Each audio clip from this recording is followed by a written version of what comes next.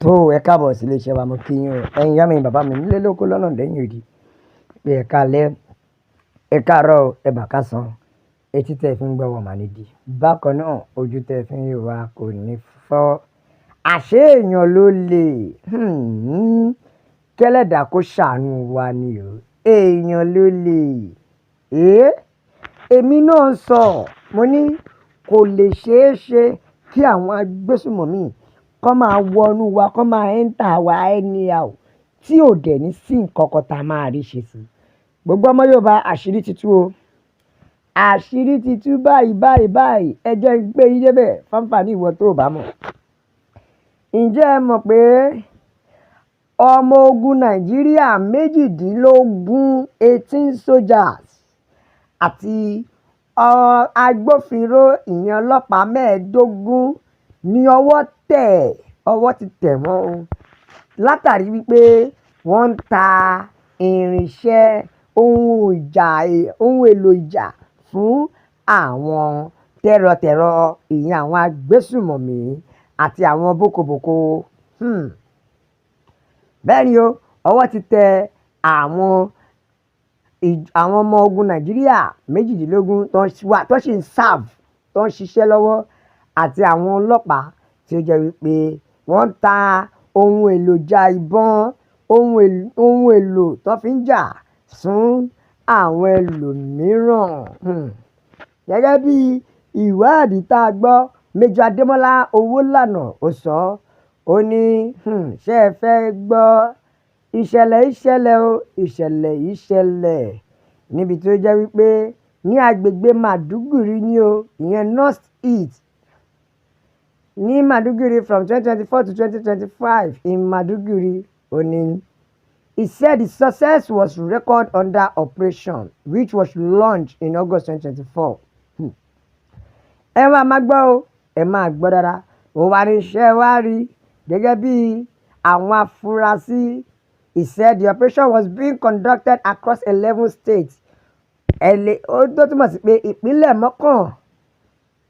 mọ́kànlá ni wọ́n fura sí tẹ́lẹ̀ pé ibẹ̀ ni wọ́n ti arrest 11 states were suspected arrested in Bauchi, Benue, Borno, Ebonyi, Enugu, Èkó, Plateau, Kaduna, Taraba àti àwọn bẹ́ẹ̀ lọ sófà gbogbo àwọn èèyàn tó ń ṣiṣẹ́ láabi ẹ máa gbọ́ o gbogbo àwọn ìlú tó dárúkọ yìí ní each alami each informant each àwọn wèrè tó jẹ́ kán ra ẹ̀mí ìlú padà tó ń ta ẹ̀mí ìlú each one of them wọn gbogbo wọn pátápátá ibẹ̀ ni ọwọ́ ti tó wọn oríṣiríṣi ìlú tọ́wọ́ ti tó wọn nìyí o tó dẹ̀ jẹ́ wípé gẹ́gẹ́ bí information èyí tó tẹ̀ wá lọ́wọ́ ni a gbọ́ pé total sum of 18 soldiers bákan náà 15 ọlọ́pàá àti ará ìlú 8 civilian ìyẹn nìkan kọ́ babaláwo tún wà ńbẹ̀ including traditional rulers gbogbo àwọn yẹn ní ọwọ́ tẹ̀ mo fọ́ o mo rún mo tẹ̀ èmi ni babaláwo tún ṣèbọ́ sọ pé kó máa dí ifá là ní kànràn kó dí ifá là níṣẹ́ ló ń kó bá ifá wọn ni o babaláwo ń bẹ láàárín àwọn ìkà àwọn kọ̀lọ̀rọ̀ sí ẹ̀dá yìí àfi kọ́lọ́run ọba kó máa ṣọ́ wa o kọ́lọ́run ọba kó máa ṣọ́ wa ẹ̀yin lè wò sójà 18 ọlọ́pàá 15 àti àwọn ará ìlú bíi 8 àti àwọn babaláwo náà bẹ́ẹ̀ lọ ní ọwọ́ tó látàrí wípé wọ́n ń ta ìbọn wọ́n ń supply ammunition fún àwọn tá à ń bá jà bẹ́ẹ̀ ni o àwọn tá à ń bá jà ni wọ́n tún wá sọ kínní yẹn wọ́n sọ ọ́ di business ó wá di tàkíntà Major Owólànà sọ òní one Sergeant Ahmed Raphael an Amon of 7th Division Garrison who has been in the trade ṣe ti gbọ́ Ahmed Raphael ó ti wà nínú òwò kájú ìbọn tà láti 2018 ó dẹ̀ gbaṣọ kakí wọ̀. Hey, àti another person, Sergeant Saidi Adamu of 3rd Division Ordnance Services, who had been in the trade too. Ìyẹn náà ti wà lẹ́nu òwò kájí ìbọn tàkátà iṣẹ́ ìjọba fún àwọn agbésùnmọ̀mí láti 2022. Ṣẹ́rí pé lérí ibú làwọn ẹlòmíì. Ẹ̀rí pé lérí ibú làwọn ẹlòmíì. Ṣé à ń sọ pé kò dá kéèyàn gọ̀? Nàìjíríà ká sọ pé wọ́n gọ̀. Ẹ̀yin tó jẹ́ pé ẹ̀yin lẹ tún ta ìbọn fún àwọn tí wọ́n tún pa yín. Ẹ ronú o. Ẹ wá ń pariwo pé ó jẹ́ ká ti win ní. Báwo la ṣe fẹ́ win?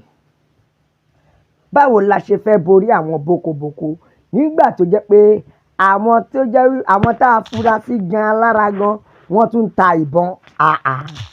Wọ́n ń ta ìbọn ni o. Níṣẹ́ ni wọ́n ń ta ìbọn fún àwọn aráabí. Ẹ wá gbọ́, each one of them, àwọn sójà yìí, each one of them ìkan ní 45 million nínú ilé ìfowópamọ́ ẹ̀, àpò ìfowópamọ́ ẹ̀. Owó ẹ̀jẹ̀ àbí ṣé kìí ṣe owó ẹ̀jẹ̀ ni? Owó tó jẹ́ wípé bó ṣe tà yẹn, àwọn tí wọ́n máa fi ìbọn yẹn pa ó ti di owó ẹ̀jẹ̀. Bẹ́ẹ̀ nìkan ní 34 million lákàntì. Gẹ́gẹ́ bí ìwádìí àti investigation tá a ṣe, ó fi jẹ́ kó yé wa pé 135 million was discovered to have passed through the account of police. Ìyẹn ọlọ́pàá inspector ni o, Enoch Ngwa.